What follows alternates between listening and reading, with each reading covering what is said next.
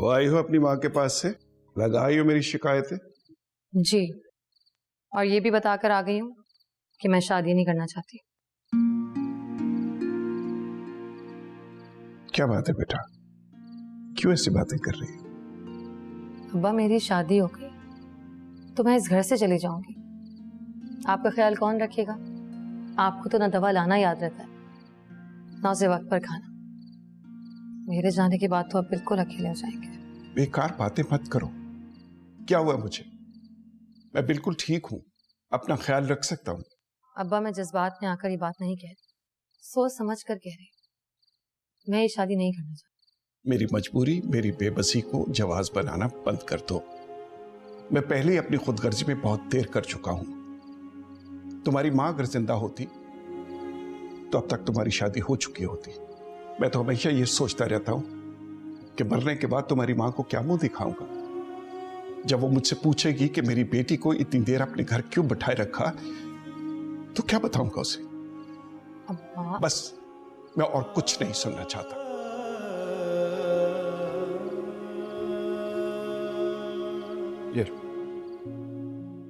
ये किस लिए?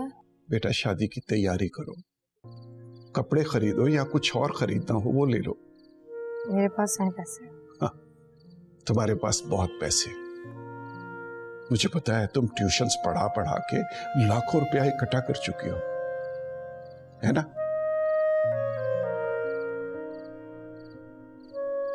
ये शायद बहुत ज्यादा नहीं है बेटा। मैं तुम्हारी शादी किसी बड़े घर में बड़े धूमधाम से करना चाहता था।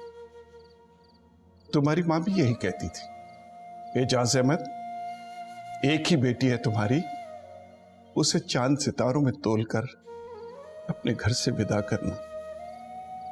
लेकिन मैं तुम्हारी मां की यह ख्वाहिश पूरी नहीं कर सका और नहीं कर पाऊंगा। मगर जो कुछ मैं करना चाहता हूं, जो कुछ मैं कर सकता हूं, उसे तो करने दो।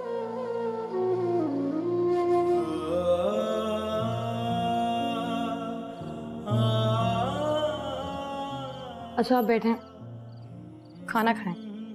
मैं पानी लेकर आती हूँ आपके लिए। और बिल्कुल नहीं रोना अब आपने।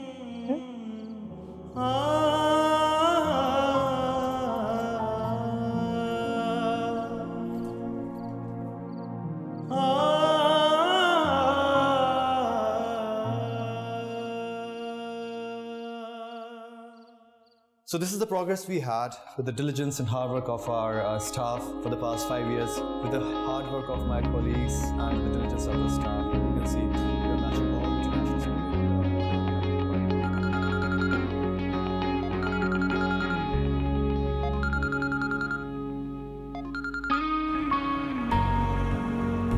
So my next year's target is to increase this.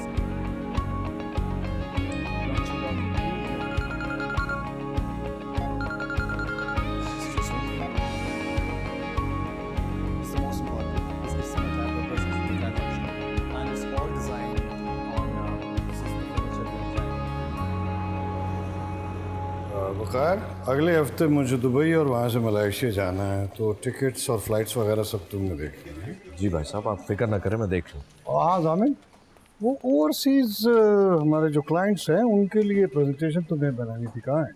Sir email कर दिया मैंने आपको। आप कहते हैं तो अभी बैठ के उस पर थॉरली डिस्कशन भी कर लेते हैं। नहीं अभी नहीं, तुम लंच के बाद मेरे पास आना। जी, जो बेहतर।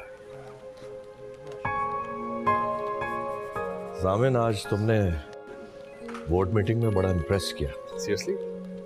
शाबाश। क्यों? हेलो। हाँ कहाँ तुम? प्रेजेंटेशन में था, तुम्हारी बार बार कॉल आ रही। How boring. अच्छा कैसे हो? ठीक हूँ, तुम कैसी हो? भूखी हूँ बहुत ज्यादा। तो लंच कर लो ना, किसने मना किया? लंच ही तो करने आई हूँ। आई हूँ क्या मतलब? Where are you? In front of you. Pleasant surprise. अच्छा जल्दी करो, मुझे बहुत भूख लग रही है। 2 मिनट बैठो, आराम से बात करते हैं। लंच करते हुए सारी बातें सुन लूंगी। Let's go. आपके अब्बा हुजूर खून कर देंगे मेरा। I'll handle him. पक्का? चलो। अच्छा रुको।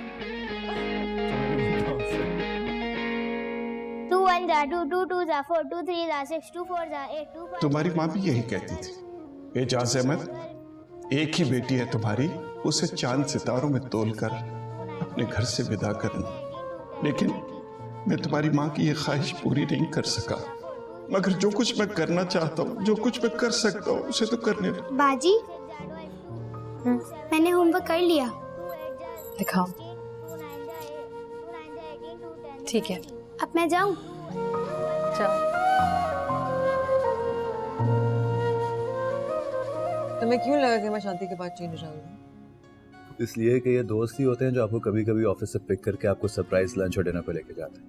वरना बीवियां तो हमेशा अपने आप को लाइबिलिटी समझ के शौहर का इंतजार करती रहती हैं कि कब वो आएंगे, कब वो मुझे लेके जाएंगे डिनर पे, कब लेके जाएंगे लंच पे। जामिन कम ऑन, तुम्हें पता है कि मैं वो टिपिकल वाली बीवी बन ही नहीं सकती। और अगर तुमने वो टिपिकल वाले हस्बैंड बनने की कोशिश भी की ना, छोड़ूंगी नहीं तुम्हें। तुम्हें लगता है? अच्छा एनीवे, डिजर्ट में क्या लोगे? देर हो रही है यार, ऑफिस में एक बहुत इंपॉर्टेंट मीटिंग लाइन अप है बॉस के साथ। ओहो बॉस। तो चलो कोई बात नहीं, बाबा को कॉल कर लेती हूँ, वेट कर लेंगे। नहीं, तुम जानती हो ना मेरे तुम्हारे दरमियान डिसाइडेड है। ठीक है, मेरे पर्सनल और प्रोफेशनल रिलेशंस आपस में मिलते हैं, लेकिन मैं उनको बिल्कुल अलग अलग रखना चाहता हूँ। I am very serious about it. I know. Hareem,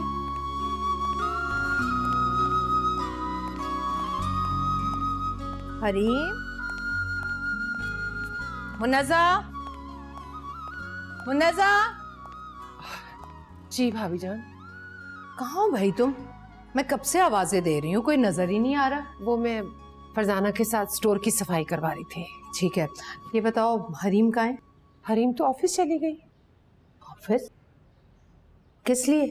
आपको वो बताना चाह रही थी, लेकिन आप सो रही थी तो इसलिए आपको डिस्टर्ब नहीं किया। कह रही थी कि जामिन के साथ लंच करेगी। पता नहीं ये लड़की कब बड़ी होगी। है तो मेरी बेटी, लेकिन मेरी बेटी जैसी कोई बात नहीं है इसमें। क्या हुआ भाभी जान, आप इतना खफा क्यों हो रही हैं? अब उन दोनों की मंगनी हो चुकी है, इस तरह से दोनों का अकेले मिलना, बाहर लंच करना मुनासिब नहीं लगता। लेकिन भाभी जान, वो तो बचपन के दोस्त हैं, एक दूसरे को चाहते हैं। वो बचपन खत्म हो चुका है, बड़े हो गए हैं वो दोनों। अब दोनों में एक रख रखाव नजर आना चाहिए, तहजीब नजर आनी चाहिए। हो ना हो जामिन ने बुलाया होगा उसे, उसी ने मशवरा दिया होगा बाहर लंच करने का। घर आए तो समझाना अपने बेटे को और कहना कि अब थोड़ा मैच्योर हो जाए। अब वो मेरे खानदान का होने वाला दामाद है। जी छोटी बेगम साहिबा, ये सामान निकला है स्टोर से।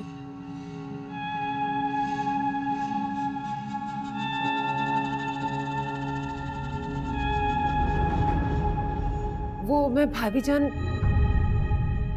उसकी तस्वीर मेरे स्टोर में क्या कर रही थी? वो पुराने सामान में से निकली है। तुम अच्छी तरह से जानती हो मुन्नज़ा, इस आदमी की तस्वीर मेरे पुराने सामान में भी रहने की हकदार नहीं है। भाभी जान, मैं भिगवा रही थी ना।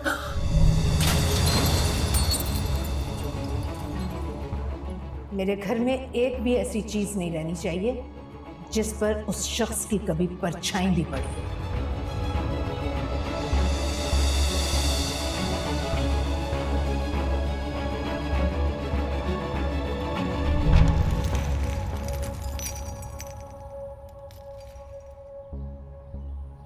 कब है आपकी बेटी की शादी? अगले जुमे को। और माही मेहंदी? देखो चाचा, अगर सारी तकरीबात के खाने मुझसे बनवाओगे तो मैं ठीक ठाक डिस्काउंट दे दूंगा आपको। ए भाई साहब, माइयों मेहंदी नहीं है, सिर्फ एक ही तकरीब है, उसी का खाना बनवाना। क्या माही मेहंदी नहीं कर रहे आप?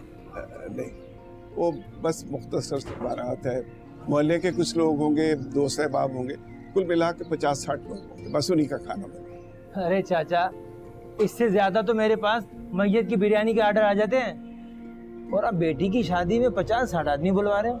ठीक है बैठो, बच्चे को भेजता हूँ, वो बात करता है आपसे आके।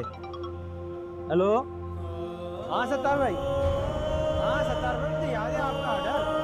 तो जुमे की शादी है ना, तो पहुँच जाएगा, आपने क्यों टेंशन लिया, कोई बात ही नहीं है।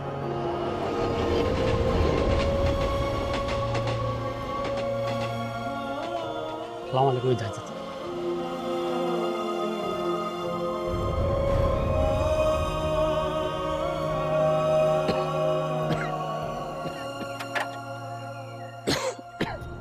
वालेकुम अब्बा।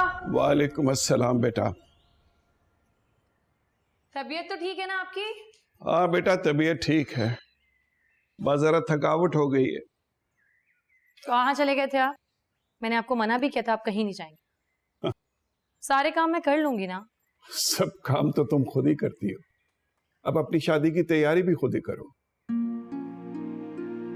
तुम्हारी माँ को इतनी जल्दी नहीं जाना चाहिए था।